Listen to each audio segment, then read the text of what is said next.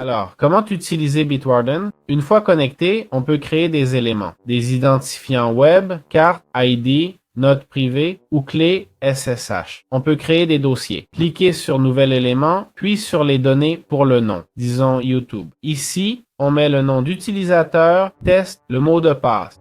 Vous l'inventez? Non. Mettez le vôtre et toutes ces infos. J'invente pour des raisons évidentes. Et ici, on met l'URL youtube.com. On peut ajouter d'autres sites si on a les mêmes identifiants ailleurs. On clique sur enregistrer. Il demande si on veut sauvegarder. Évidemment, on dit non. Pas logique de l'avoir dans Brave et ici aussi. C'est un double risque. Ici, si on clique sur les 3 points, on peut éditer, copier, etc. On peut aussi créer de nouvelles organisations. Si on veut partager des données, on peut utiliser l'extension. Avec l'extension, certains sites remplissent auto les infos de connexion.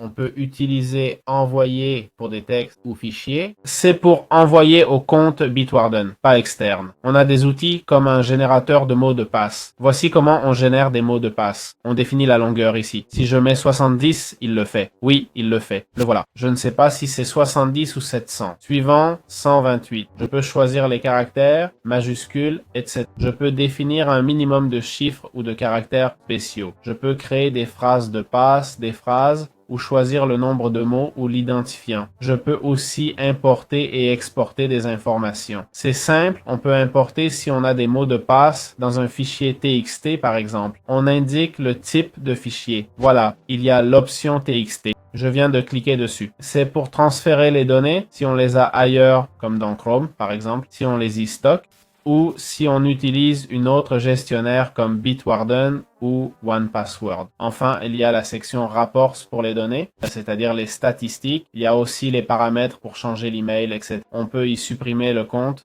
et plus encore. Voilà comment fonctionne Bitwarden. Bon, on va enfin voir les plans tarifaires de Bitwarden, d'accord? Les voici, ok? Voilà les tarifs de Bitwarden. On voit que gratuit à vie, appareil illimité, gestion des clés d'accès, mais le plus intéressant, c'est l'offre premium, non? À partir d'1$ par mois ou 10$ par an, accès d'urgence, rapport de sécurité, stockage de fichiers et authentificateur intégré. Pour les familles, c'est 3,33$ par mois.